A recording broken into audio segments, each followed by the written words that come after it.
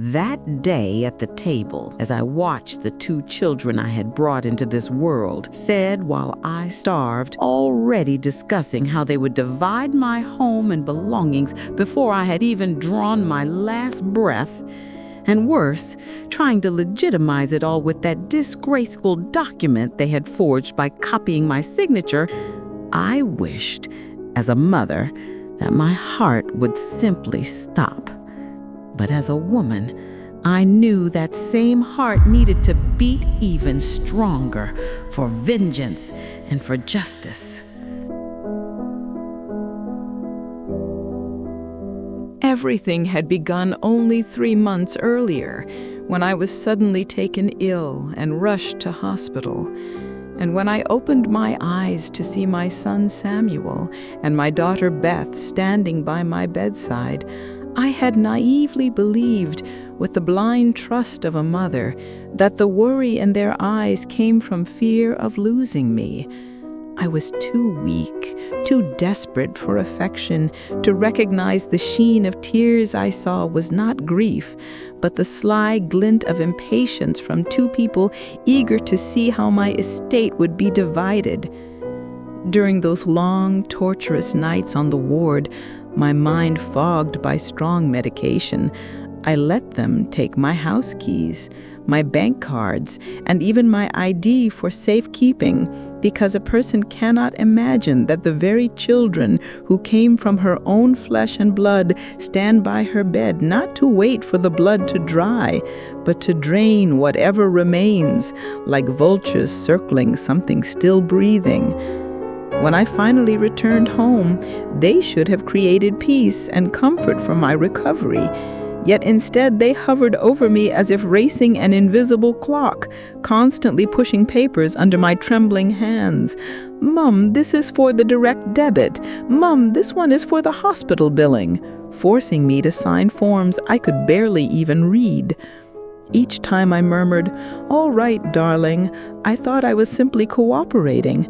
But only later did I realize I had been slipping my fingers into the gears of a trap designed to strip me of dignity long before it stripped me of life. One night, waking parched and dizzy, I tried to make my way to the kitchen, and as I approached the sitting room, the sliver of light under the door carried their heated whispers straight to me. I froze where I stood. "Mom won't remember a thing with these pills. We need to change the will now before that land goes to the charity," I heard them say. In that cold hallway, my legs buckling beneath me, I realized my children were no longer waiting for me to get better. They were waiting for my mind to crumble, turning me into a living corpse so they could seize what was mine. Staggering back to my bedroom like a burglar desperate not to be heard, I tried to still the frantic pounding of my heart. For if they had seen me standing there, they'd have known their foul little plot had been exposed and might have moved on to something even more ruthless, and I was not yet ready, not in body nor in spirit, to face them openly. When dawn broke and the familiar creak of the door sounded, I watched through half-closed lashes as Beth glided in with a tray, wearing the mask of a devoted daughter. My stomach twisted with nausea. The same woman who last night had plotted to turn me into a mindless husk was now at my bedside chirping, "Mom, I've brought you fresh orange juice. You need to take your tablets." As I lifted the glass to my lips with shaking hands, pretending to swallow the lies along with the drink, I looked into her eyes and saw not love, not concern, but the cold calculation of someone wondering whether their plan was proceeding as intended. In that moment, the identity I had clung to for decades, mother, died quietly within the four walls of that room, replaced by the spirit of a hunter lying in wait, patient and sharp, fighting now not for affection, but for survival. When the door closed and their footsteps faded, I spat out the tablet I had pretended to swallow, the pill that did nothing except fog my mind, wrapping it in a tissue with steady, deliberate fingers. It was no longer time to grieve. It was time to act. This house no longer held a mother and her children. It housed an elderly woman targeted for her inheritance and two predators ready to pick her clean. And before I made my first move in that quiet war, I knew I needed the only fortress I could still trust, my old friend and solicitor, Mr. Francis.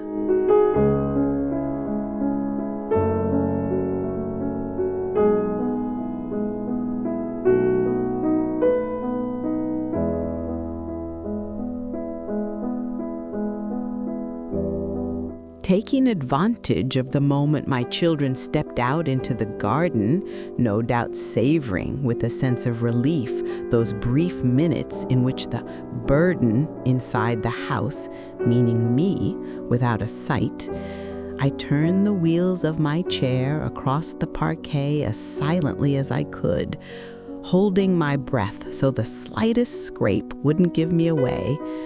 The humiliation of moving through my own home like a thief, terrified of being caught among her own belongings, made my heart bleed with a grief I could almost taste. And when I lifted the receiver to my ear, the steady dial tone sounded like a long-lost song of freedom.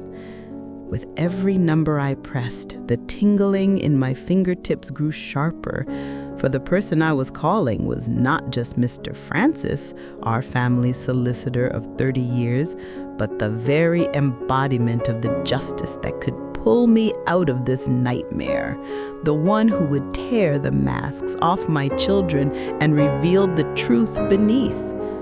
When he answered, I had to swallow the great knot rising in my throat so that I could speak without breaking. "Francis, you must come. My children are preparing to bury me alive." I could hear his horrified breaths on the other end as I told him the chilling details, but even as he offered to intervene immediately, even to call the police, I begged him not to. For though I was a betrayed mother, a part of me could not bear the thought of seeing my children in handcuffs. Instead, I wanted their greed to lead them straight into the pit they had dug for me. So I said, "Come tomorrow with your briefcase, but don't come as my savior. Come as a weary solicitor who agrees with everything, who takes their side, who plays along with their little scheme." It was the script for the cruelest and most necessary theater I would ever perform. In the split second I heard the garden gate slam shut, I threw the phone back into its cradle and snatched up the half-finished knitting on my lap, as though I had been doing nothing else. When Samuel walked in, and I caught that suspicious, searching look on his face, I knew the old, trusting Margaret was gone. In her place sat a woman who could smile into her children's eyes while secretly weaving the threads of their collapse.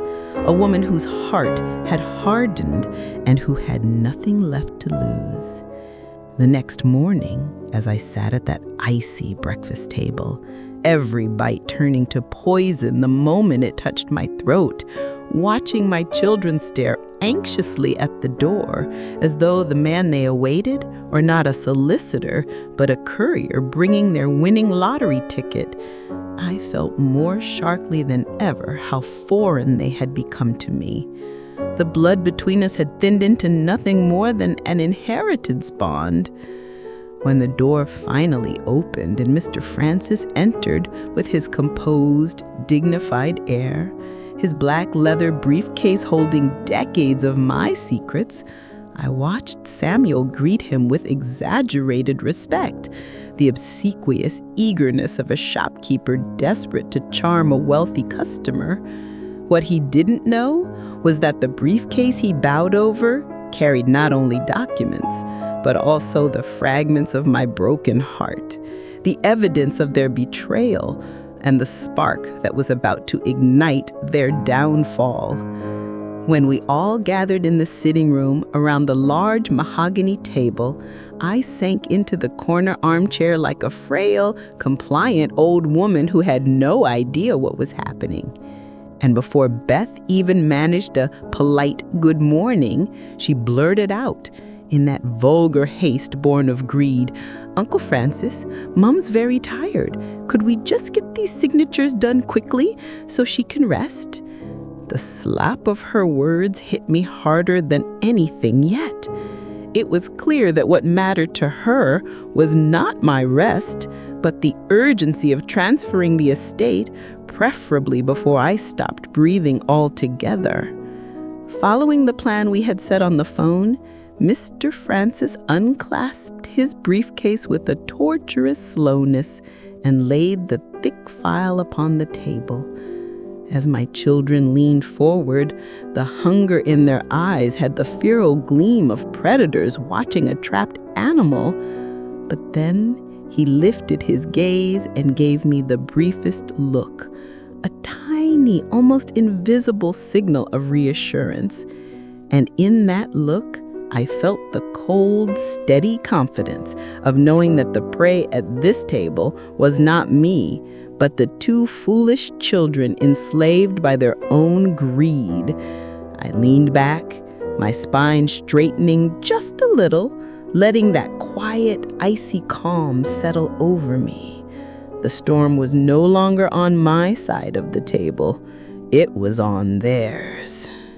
When Mr. Francis spread those white documents across the table with the slow, weighty movements of a man laying down death warrants, I saw my son Samuel instinctively reach for them with trembling fingers, like a starving man reaching for bread. But when Francis pressed his hand firmly over the papers and shot him that authoritative look I had known for decades, saying, "Not yet, Mr. Samuel, we must follow procedure," the flash of anger and embarrassment on my son's face proved once more that his respect existed only from money, and his patience only lasted until the signature was his. My daughter Beth, eager to smooth over the tension at the table, slid closer to me and pretended to adjust the shawl on my shoulder, though in truth she was attempting to control me with her presence, and whispered with her syrupy, false tenderness, "Mom, Uncle Francis is just doing his job, but you're getting tired. It would be better if we could finish this quickly so you can rest." Her breath chilled my soul rather than warming my skin, because beneath that soft voice I could hear the ruthless scream of her true thoughts. "Come on, Mom, sign it and step aside so we can finally live our lives." And then the inevitable moment arrived. With the solemnity required by procedure, Mr. Francis peered at me over the rim of his glasses and asked the question that made the entire room hold its breath. "Mrs. Margaret, do you confirm that you are requesting this transfer and amendment to your will of your own free will, without any pressure or influence from anyone?" Time stopped for me. I slowly turned my gaze toward my children, their pleading, threatening eyes silently urging me, "Say yes, Mom, don't you dare ruin this." In those suspended seconds, I swallowed the heartbreak of wondering how the innocent babies I once carried had turned into the two strangers sitting before me. Then, defying the storm inside me, I placed the mask of a wary, compliant old woman over my face, lowered my head as though submitting to fate, and gave my yes.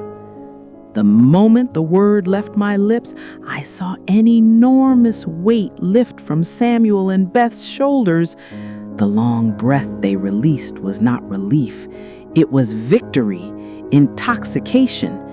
They exchanged a sly smile, convinced they had won, convinced they now owned not only my estate, but also my surrender. Little did their foolish minds know that the yes I had given was not the approval of their inheritance, but the beginning of their lesson and the restoration of my dignity. When I took the pen, letting its weight drag my hand as though it were made of iron, and signed the shameful document I hadn't even bothered to read, I caught sight of Samuel leaning over the table, eyes glued to the ink flowing from the nib. In that image, I saw a son so shrunken by greed that he no longer cared whether his mother lived, only whether her signature did. And that ink, in truth, was not marking my fate, but theirs. No sooner had I lifted the pen than Samuel snatched the papers from beneath my hand with the agility of a pickpocket, while Beth threw her arms around my neck and planted a cold, damp kiss on my cheek, a kiss dripping not with love, but with triumph, the revolting scent of, "We've finally done it. Everything is ours now." I had to resist the overwhelming urge to wipe my cheek clean. While the two of them exchanged a silent toast with their eyes, celebrating their supposed victory, Mr. Francis calmly placed the signed document into his briefcase. Then, like a performer preparing for the real scene, he reached into the deepest pocket of that case and drew out a thick envelope sealed in red wax, dropping it onto the center of the table with a heavy thud. The cheerful air in the room vanished like a flame snuffed out. The smiles on my children's faces froze into masks of pure fear. When Samuel, acting on reflex, reached toward the unexpected guest on the table, the mysterious envelope bearing my name, Mr. Francis set his hand upon it with the authority of a judge and declared, "Not so fast. Before any of these signatures can take effect, we must discuss the special condition Mrs. Margaret, my client, has insisted upon." And at the first sound of their collapsing world, I drew in a long, calm breath, savoring the quiet beginning of their downfall.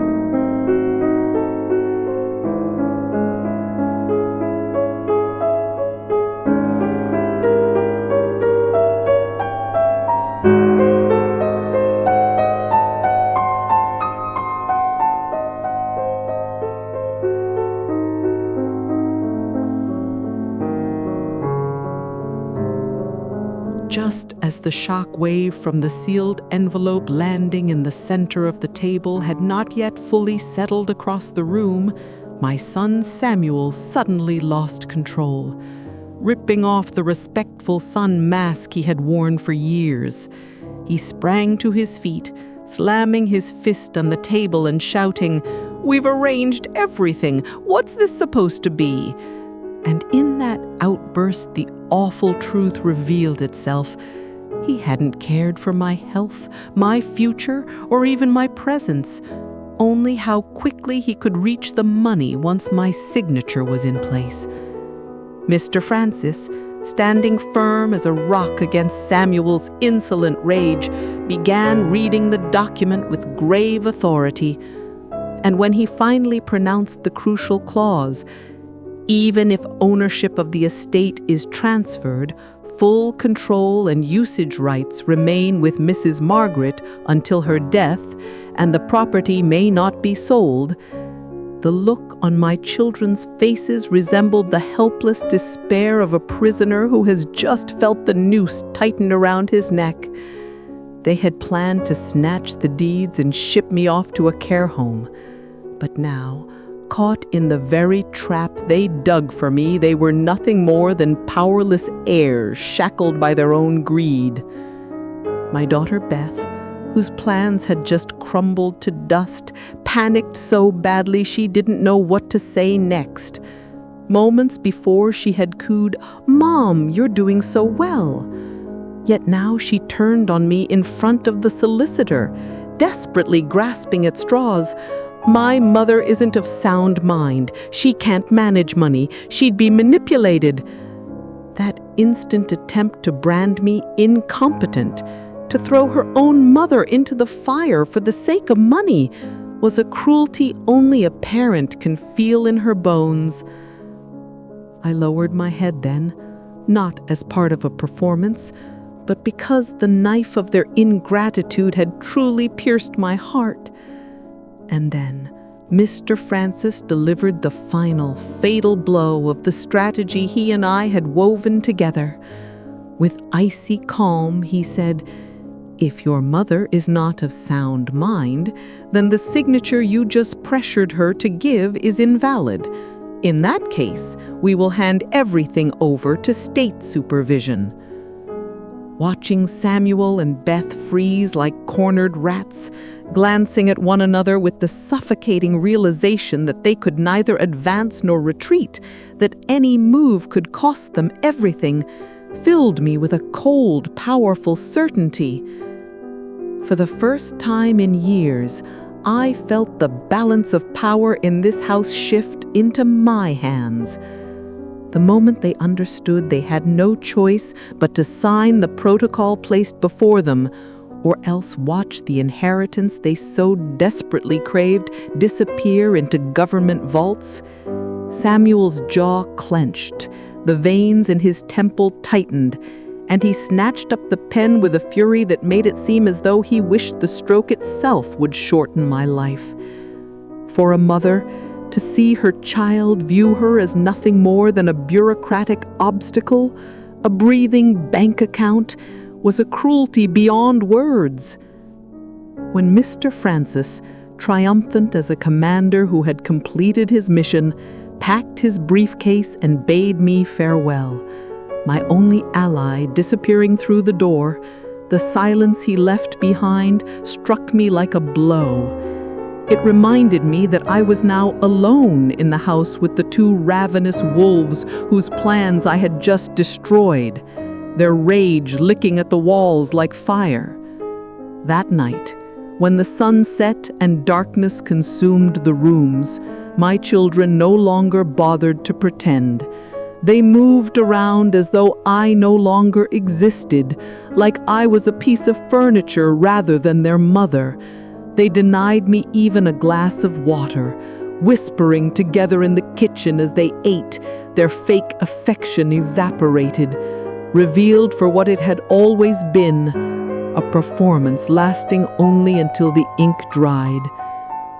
Once the curtain fell, all that remained was distilled hatred and resentment. Dragging my weary body to my bedroom, I felt the full weight of the realization that in the house where I had once raised them with laughter echoing through the halls, I was locking my own door for the first time in 50 years. The metallic click of the turning key was not just the sound of securing a room. It was the sealing away of the past, of my motherhood, of every good memory.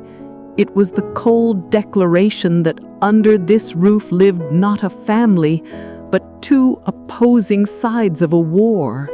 When the gray, oppressive light of the next morning crept through my kitchen windows, I realized that the home, which once echoed with laughter and the smell of warm pastries, had now become a hostile battleground, a place where my own children turned their faces to the wall as soon as I entered, irritated not only by my presence, but even by the sound of my breathing.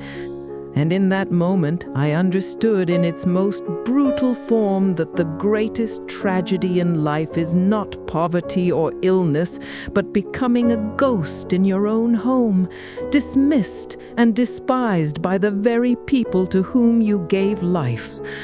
My son Samuel, with a stack of bills in his hand, likely a blend of household expenses and his own indulgences, flung them onto the table in front of me as though presenting evidence of a crime. And with that arrogant, challenging stare, he snarled, "If you're the one in charge of the money now, then you can clear these debts as well." It was not responsibility he sought, but revenge. a financial assault designed to exhaust me, break my resolve, and force me to hand back the authority I had taken from them. My daughter Beth, ever more insidious and subtle in her attacks, resorted to a weapon far more calculated.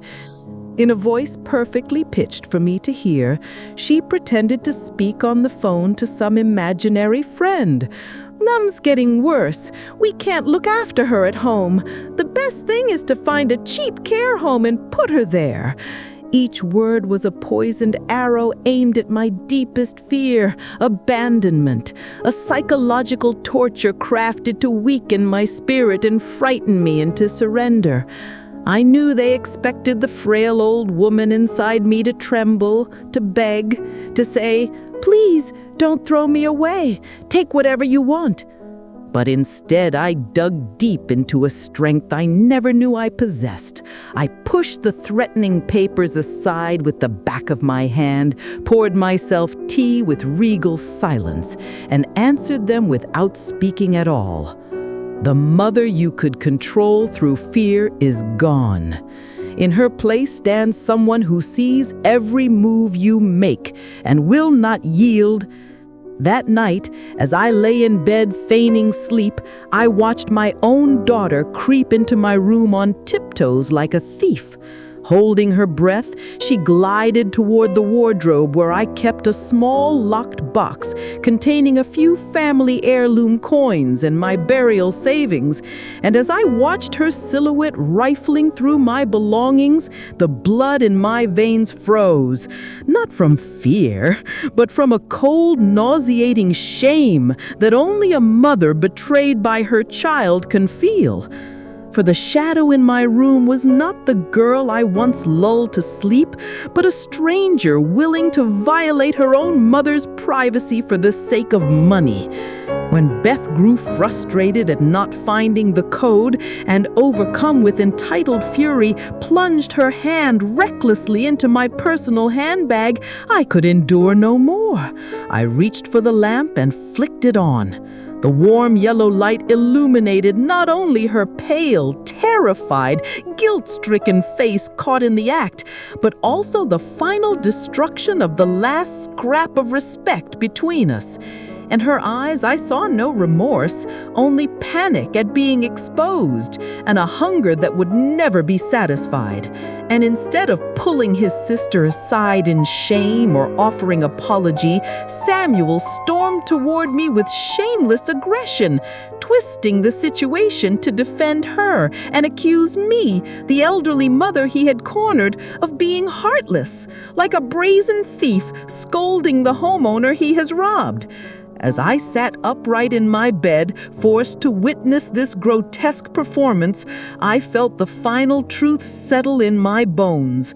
Money had not only turned my children into thieves, but into creatures capable of twisting reality without blinking. And in that moment, whatever fragile thread of mercy I still held for them, I buried it forever in that room. The morning after that nightmarish evening, the night my own children revealed themselves to be nothing more than thieves, I refused to hide in my room like a grieving, frightened victim. Instead, I dressed myself in the finest clothes I had kept for special occasions, put on a face that said, "I am not broken," and descended the stairs with my head held high. As I entered the living room, their guilty, bewildered stares met the firm tap of my walking stick on the floor, each strike echoing like a declaration that what I wore was not merely fabric, but a suit of armor forged from sheer will, shielding me from their poisoned arrows.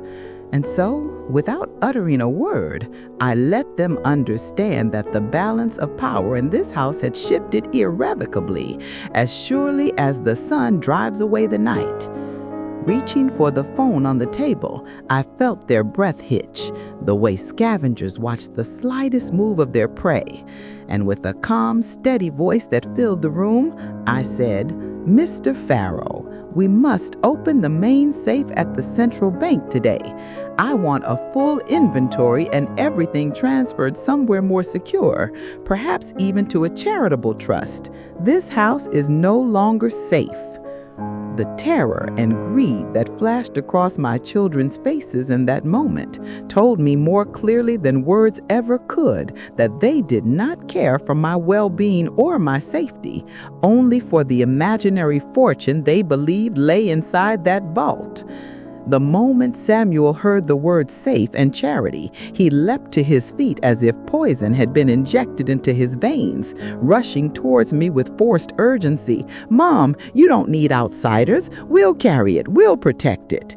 His rushed attempt to pull on the mask of helpful son after last night's burglary attempt was nothing but pitiful. And as I raised my hand to silence him, I wasn't only cutting off his voice, I was severing the last remnants of the suffocating authority he thought he held over my life. My eyes told him what my lips did not. "You are no longer my child in need of protection. You are simply another vulture circling a dying body, and I have stopped feeding vultures with my own flesh." When I opened the door and breathed in the clean, free air outside, I felt with every step towards the waiting car that the house behind me was no longer a home, merely a cold shell filled with betrayal, lies, and disappointments.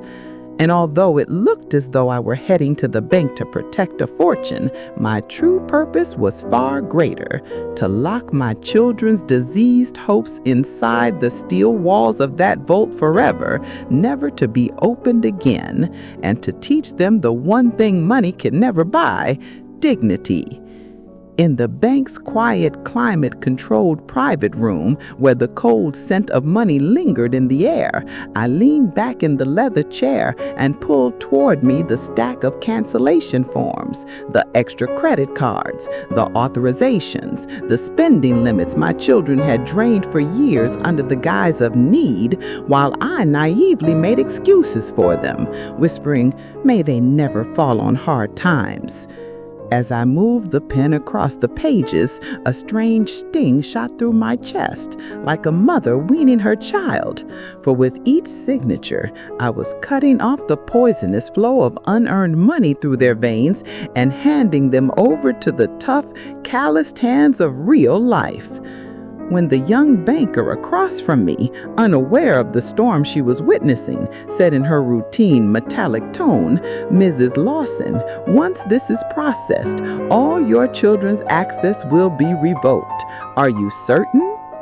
A lifetime's worth of memories flashed before my eyes. Samuel's obsession with designer brands, Beth's endless cosmetic treatments, their entitlement, their greed.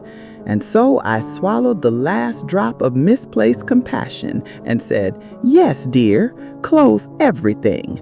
I'm tired of giving them fish. It's long past time they learn to hold the rod themselves."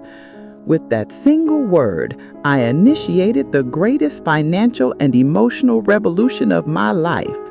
As I stepped out into the sunlight and felt his warmth on my face, my phone lit up with frantic calls, not out of concern or longing, but pure panic, as their declined credit cards triggered the first cracks in their gilded illusions. I silenced the screen with a small, bitter smile. Their desperation did not delight me, but it was necessary. For the people who once plotted behind my back, convinced I was powerless, now understood that the mother they dismissed so easily was the one person whose approval their entire world depended on. Later, as Mr. Farrow and I sat together in a quiet cafe away from the noise of the city, sipping our coffee, he gently asked, "So, Margaret, what now? Will you go back home?" My silence was my answer, and the summary of my entire strategy. No, I would not return immediately. I would let them sit in that uncertainty, in the torment of wondering, what has Mom done with the inheritance? Where has the money gone? Let them taste the cold breath of fear and poverty so they could finally understand the depth of the wounds they left in my soul for years.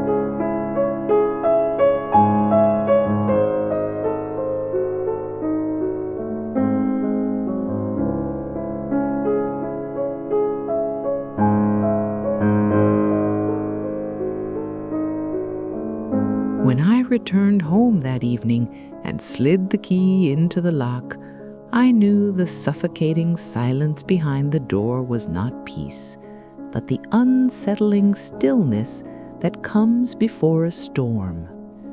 And when I finally opened it, finding my 2 children pacing the living room like starving wolves cornering their prey, not out of concern, but out of the hysterical panic born from frozen cards and unreachable money, it became painfully clear that this house was no longer a sanctuary, but a cold battleground where nerves and strategy clashed.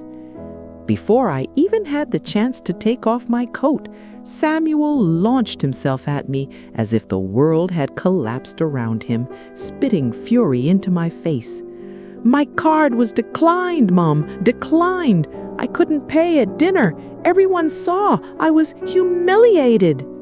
In his flushed cheeks and bulging eyes, I did not see a son worried for his mother's health, but a spoiled child enraged that his favorite toy had been snatched away. And deep inside, I whispered bitterly, "If only your character were declined as quickly as your card was." As Samuel raged, Beatrice joined with her melodramatic sobs from the corner sofa, whining, "Mom, I got my hair done today and the card didn't go through. I had to borrow money. Do you know how embarrassing that was?" Listening to her, it struck me with nauseating clarity that in their world, humiliation didn't mean wounding their mother's heart, but failing to pay for a hair appointment. My stomach tightened with disgust, yet I kept my expression still and cold, feeling my spirit drift miles away from them. When their childish tantrum finally began to ebb, I fixed my icy gaze on them and delivered the lie Mr. Farrow and I had crafted to perfection, sharp as a poisoned arrow. "Children, under the protocol you signed, Mr. Farrow has secured all assets. He detected suspicious activity in the accounts and, as a security precaution, has frozen everything. I can't override it. After all, you signed it." Watching the fire in their eyes melt into the dull panic of 2 fools realizing they'd fallen into their own trap, that moment was the sweetest reward of the night. At dawn, when Samuel stormed through the house ringing Mr. Farrow's phone and shouting, "This is nonsense! That money is mine! Mom approved everything!" I sat calmly in my armchair with my newspaper while the cold, clipped answer from Mr. Farrow, "I'm sorry, Mr. Lawson. The document you signed ties my hands. Your mother's safety is my priority," reduced my blustering son to a sputtering wreck. Seeing a bully crash headfirst into the brick wall of the law was a rare and satisfying sight. Believing she could succeed where brute force had failed, Beatrice slithered to my feet, clutching my icy hands in hers, attempting her old trick of crocodile tears. "Mommy, please, you can fix this. Mr. Farrow listens to you. Don't leave us at this man's mercy." But her desperation did not come from love. It came from the dwindling notes in her purse. Looking into her pleading eyes, all I thought was, "Taste the helplessness you forced me to swallow for years, my dear." So I stared at her with empty, expressionless eyes. Then, summoning the full extent of my performance, I forced a tremor in my voice and played the frail, frightened old woman. Oh, my sweet children, it breaks my heart, but what can I do? You should have thought of this before signing. Mr. Pharaoh keeps saying, the state this, the court that, and I'm scared. By shifting all the blame onto that lifeless sheet of paper and the conveniently villainous solicitor, I watched their rage swing away from me entirely and crash full force into their own signatures and into Mr. Pharaoh. It was a strategic masterpiece. I became invisible while they fought shadows. By midday, as hunger gnawed at them and the luxury restaurant meals they were accustomed to were out of reach, they were forced, horror of horrors, to cook for themselves. Watching two fully grown adults stare blankly at the vegetables in the fridge as if confronted by extraterrestrial life and fumble clumsily with knives they had never touched before, it was then I realized with a sharp, belated ache how profoundly I had failed them. By giving them everything on a silver platter, I had sent them into the world utterly defenseless. And now at last, they were meeting life face to face, not as pampered heirs, but as helpless children.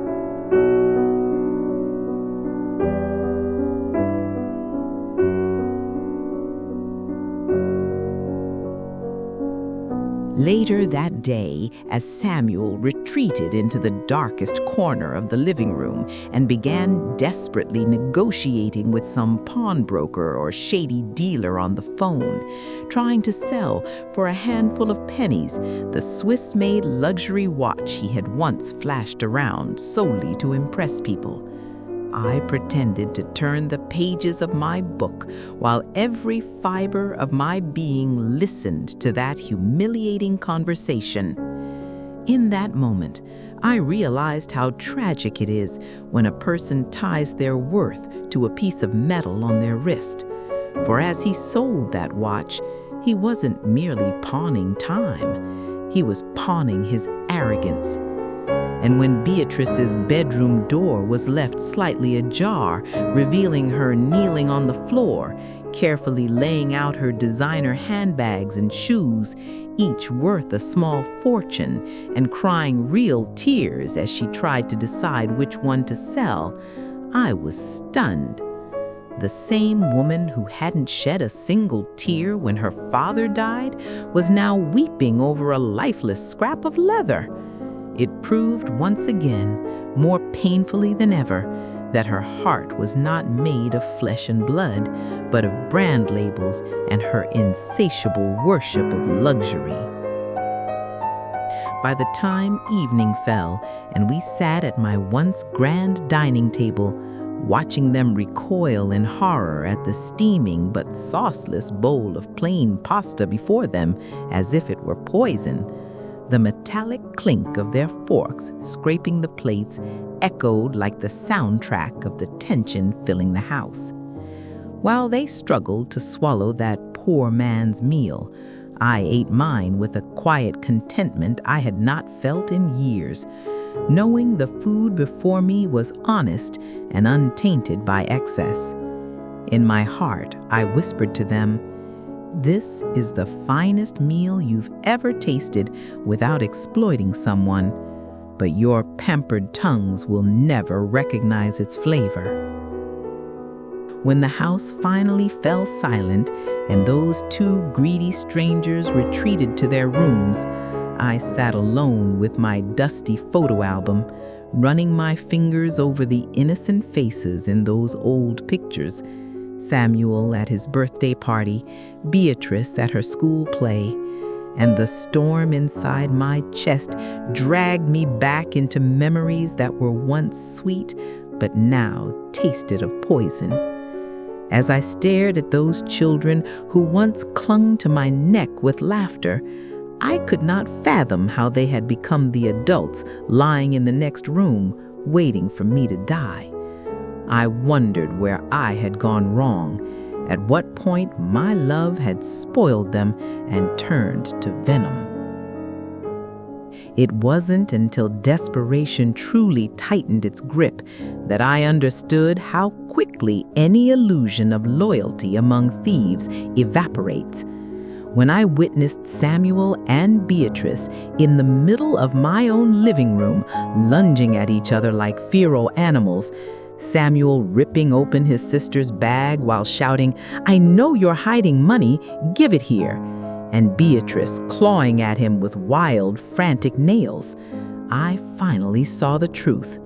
Once their common enemy, me, the money tap, was removed from the equation, they inevitably turned on one another.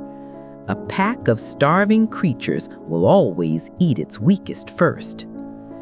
As the dust from their savage quarrel settled, Beatrice slithered into my room in tears, seeking refuge only to betray her sibling moments later. "Mom, Samuel is trying to sell your favorite Victorian vase online.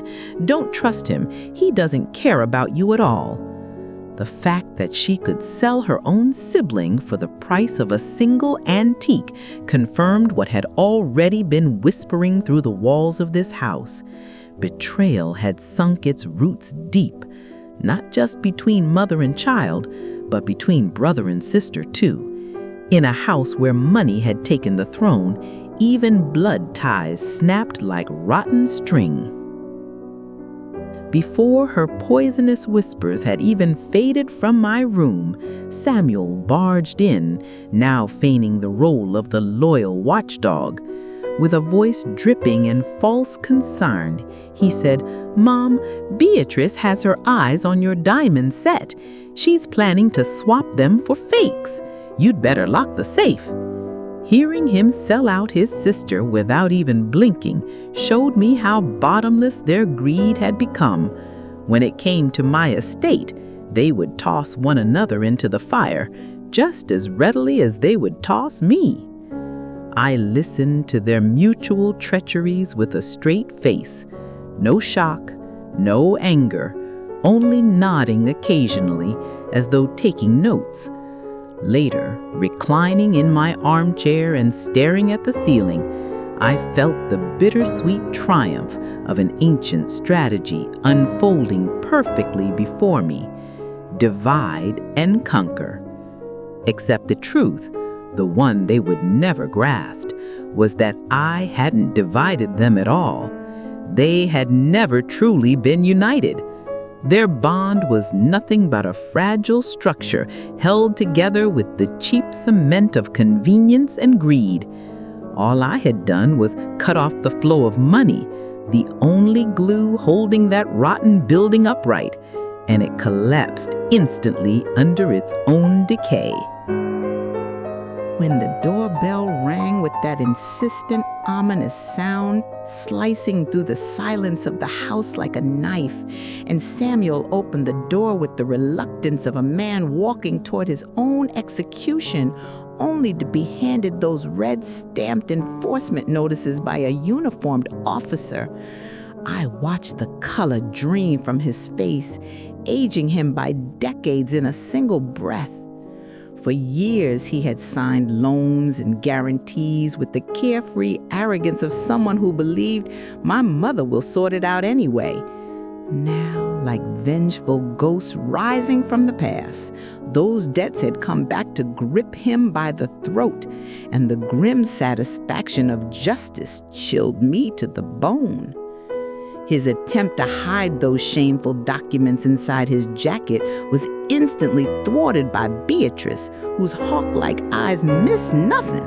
She snatched the papers from his hands, and the moment she realized her beloved sports car was about to be repossessed, the blood-curdling scream she let out proved once more that my children had never shed tears for their mother's illness, but for steel and leather they wept without shame. Moments earlier, these two had been ready to tear each other apart. Yet now, united by the fear of impending repossessions, they burst into my room and collapsed at my feet, begging, drooling and sobbing. Mom, please save us. This time is serious. We'll lose everything. We could even end up in prison. Watching them debase themselves so pitifully ignited the long-buried maternal instinct in me, whispering, "Help them." But my reason stood firm, anchoring me to that chair with a louder truth. If you save them now, they will never learn. They will remain parasites forever. I closed my eyes, bit my tongue so I wouldn't utter a single comforting word, and after winning that brief but brutal battle with myself, I reopened them to deliver the fatal blow. Children, you know the protocol tied my hands. Without Mr. Fletcher's approval, I can't withdraw a single pound. My signature no longer counts. Watching their hope deflate like a punctured balloon, shoulders collapsing under the weight of their own mistakes, felt like the agonizing duty of a surgeon forced to amputate a gangrenous limb. You hurt to heal.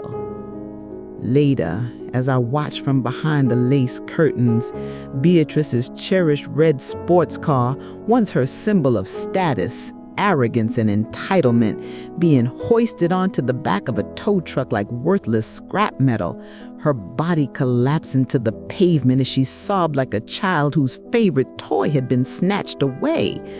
I was reminded again that her tears had always been for possessions, never for people. She had not cried half as passionately when I lay on my sick bed. Inside the house, which had now descended into something resembling a shabby secondhand market, Samuel began selling everything he could get his hands on. His late father's silverware, the expensive electronics he had once flaunted, offering them to a shrewd dealer with the pitiful desperation of someone begging for crumbs. Watching the same man who used to boast, "I'm one of the most important businessmen in the city," now shrink into a figure begging for cash, made the truth echo through the room. Dignity is not stored in objects. It lives in a person's character, and he had none left.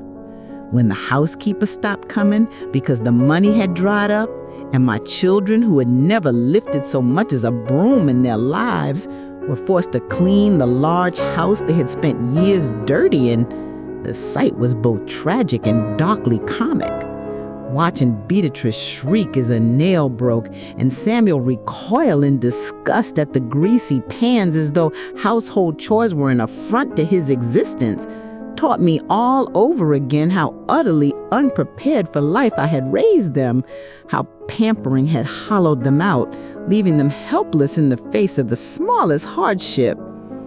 By nightfall, the house, now dim because they dared not turn on the lights for fear of the electricity bill, felt like a mausoleum.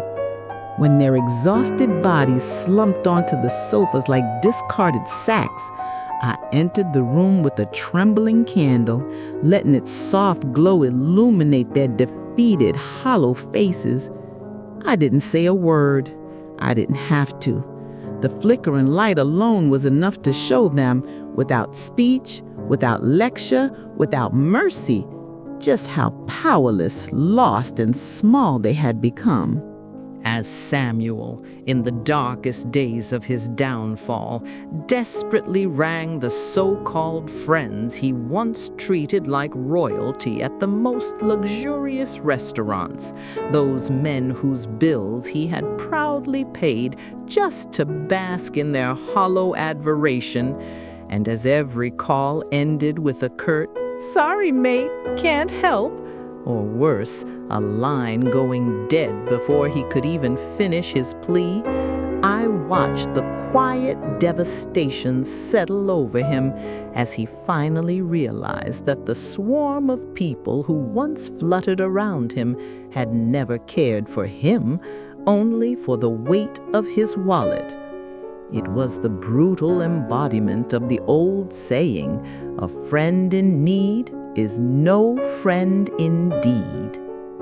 Meanwhile, Beatrice, forced to meet one of her glamorous sisters, not in a chic cafe, but in the shadowy corner of a park, accepted money from her as though she were a beggar, pinched between two fingers, handed with visible disgust, and that moment of raw humiliation crushed her vanity underfoot, teaching her in a single blow how flimsy, how fraudulent, and how conditional her glittering world had always been.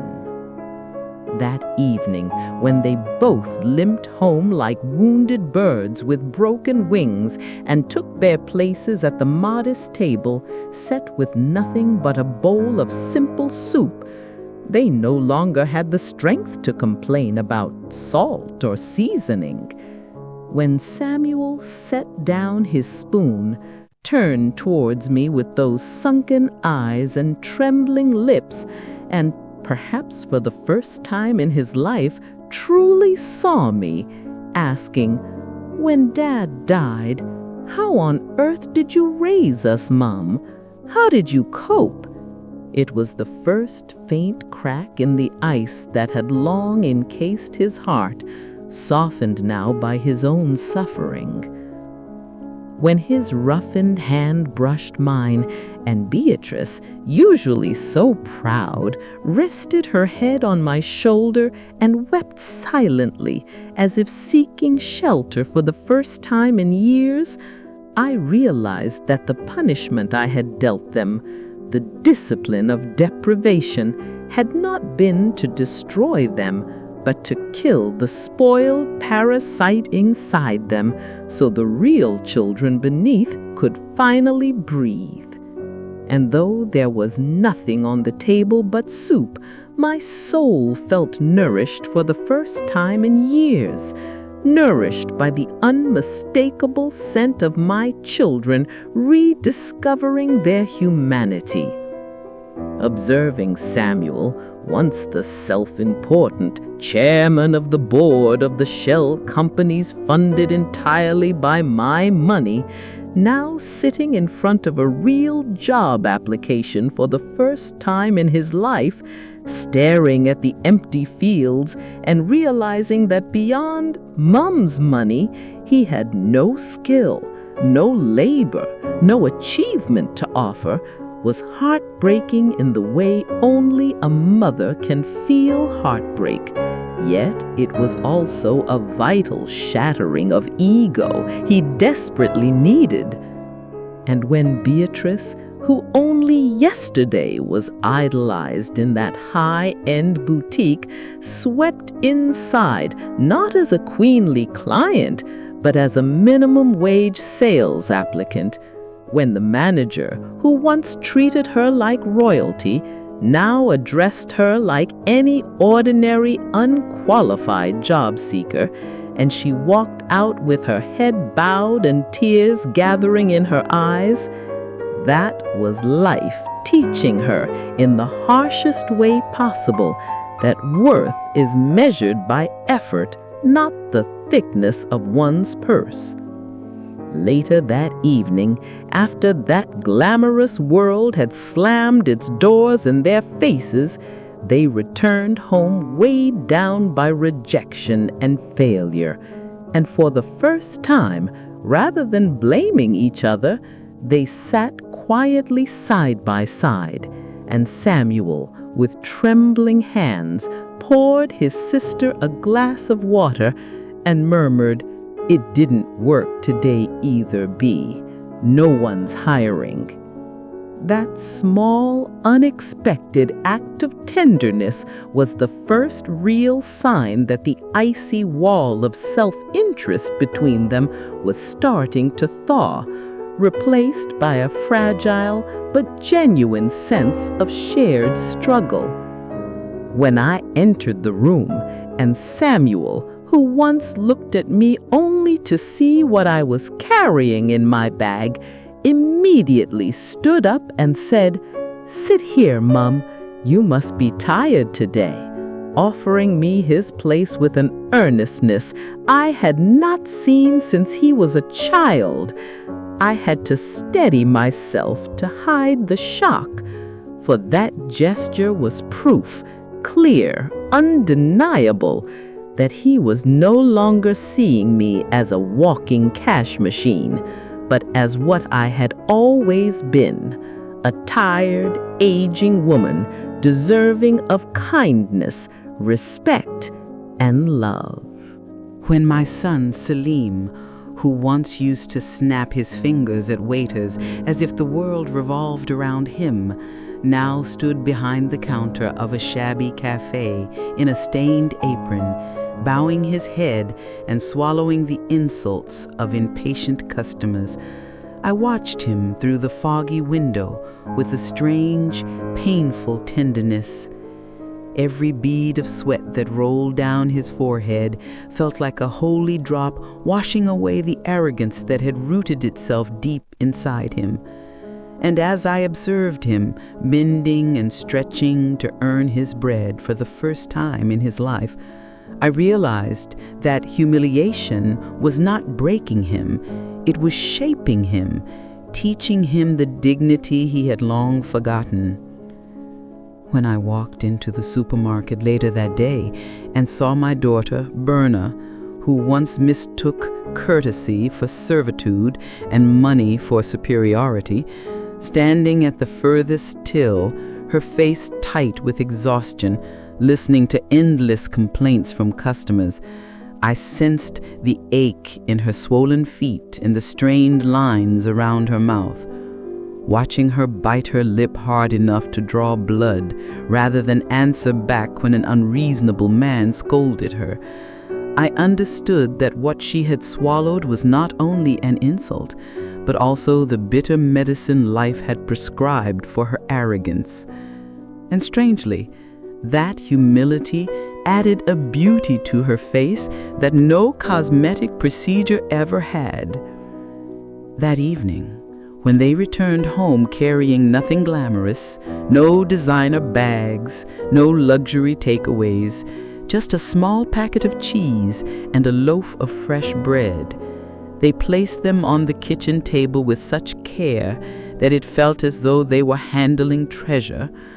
And I saw in their eyes the quiet pride of having earned these simple staples with their own tired legs and aching backs, not with their father's inheritance or the easy money they used to drain from me.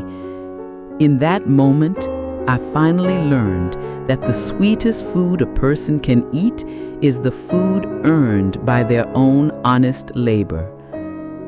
When we sat at the table, Salim, who once fought his sister for the largest, softest piece, gently tore off the freshest corner of the bread and placed it silently on my plate. The look in his eyes held no arrogance, no expectation, only tenderness. And that small gesture, that humble piece of bread, was more precious to me than any feast I had ever prepared. For there was more than bread on that plate. There was my son's emerging compassion, the melting of his selfishness, and the slow but sincere rebirth of his respect.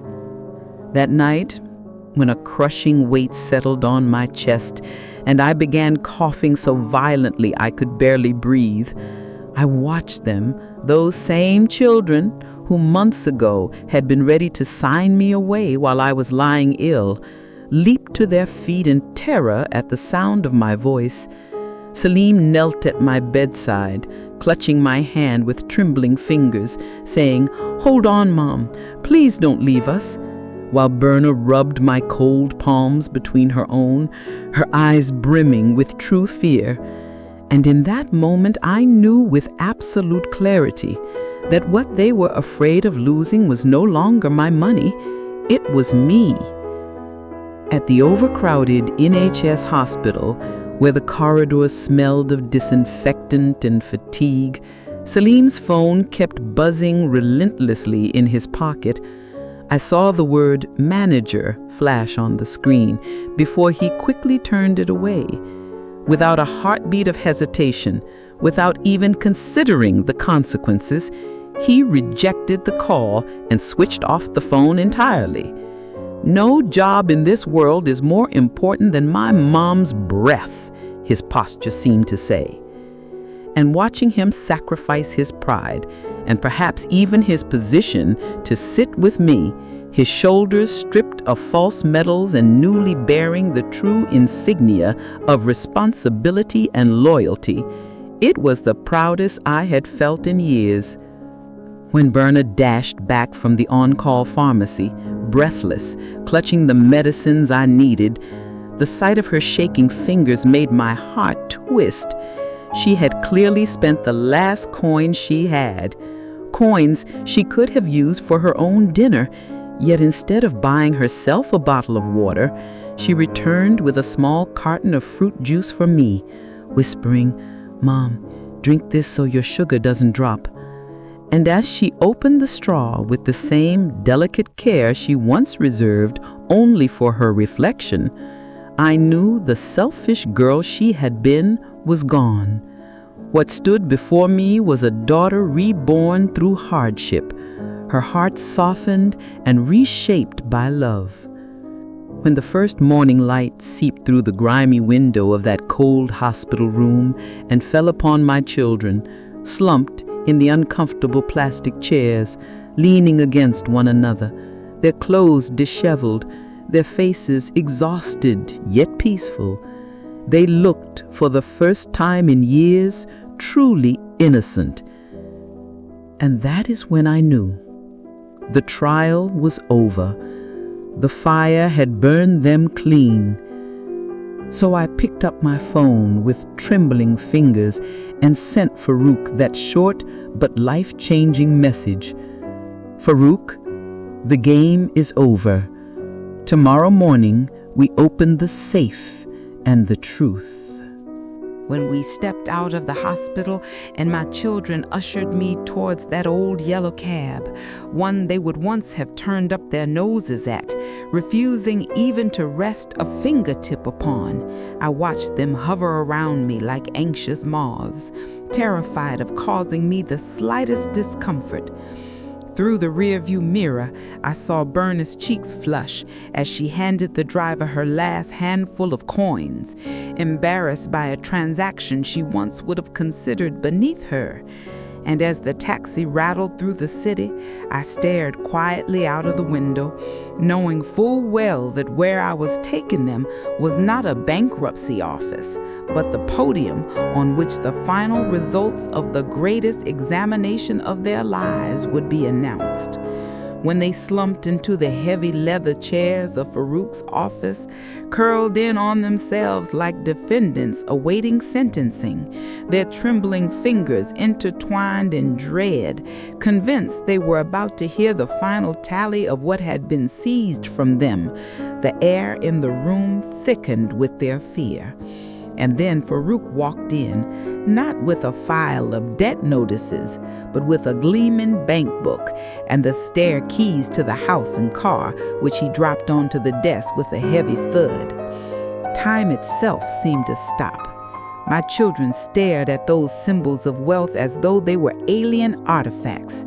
The truth dawned on them slowly, that the money had never vanished, that the protocol they had feared was nothing more than a paper scarecrow, and that the misery they'd endured had been a carefully crafted apprenticeship in life. As comprehension crept across their faces, the shock melted into a deep, raw embarrassment, and watching that transformation was, for me, the greatest victory of all.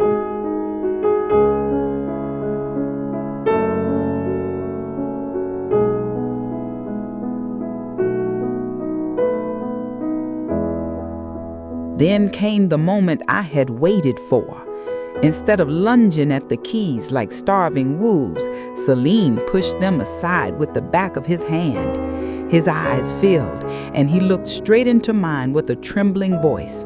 "Mom, so you threw us into the fire to make us better people." It was only then that I knew the lesson had struck its mark, not because they feared losing the money, but because they feared losing me and the trust they had shattered. I looked into the eyes of my children, now slumped, red-faced and hundled, and with a trembling but unwavering voice, I explained that the hell I had put them through had not been born of hatred, but of a mother's despair. A mother trying to pull her children out of the toxic swamp of entitlement and greed, performing a painful but necessary surgery on their rotting morals, knowing full well that the cure often lies hidden inside the poison. I pushed the glittering symbols of wealth away from them and instructed Farouk to return everything to the safe. Then I delivered the second verdict, the true shock. The money and property stay where they are, but you will not take off those aprons and cashier vests. You will keep earning your own bread. You have tasted honest work, and I will not let you forget its flavor.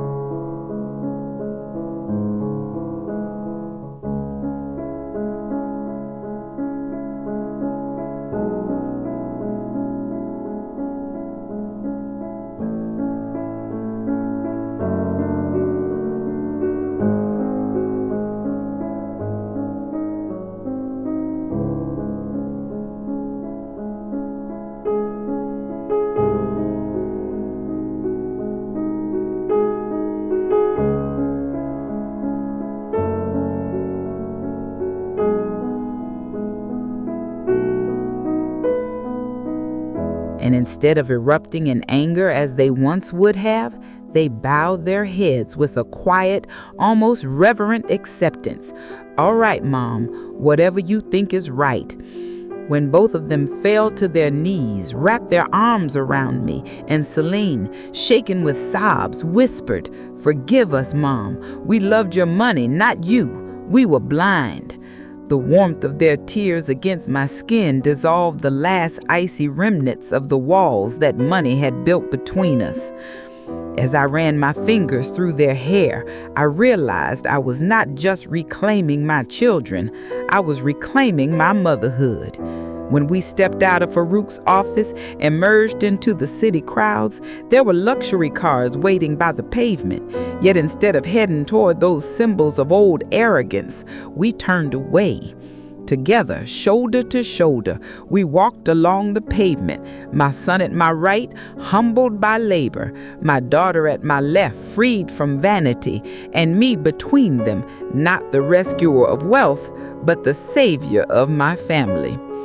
From the outside, we must have looked like any ordinary family, but we knew the truth.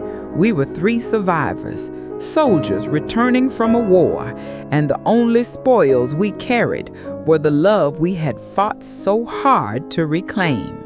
As the months passed after that great storm in our lives, the scent filling our kitchen changed. No longer did it reek of those extravagant takeaway meals from high-end restaurants. Instead, it carried the gentle, honest aroma of the simple soup we prepared together, seasoned not with luxury, but with effort and shared labor. And as we sat around the table, listening to genuine laughter and feeling the warmth of a newfound sincerity between us, I realized deep in my bones that this humble atmosphere was worth more than all the wealth and excess the world could ever offer. For the people at that table were no longer heirs waiting for one another to die, but a true family, one that had finally learned how to stand shoulder to shoulder.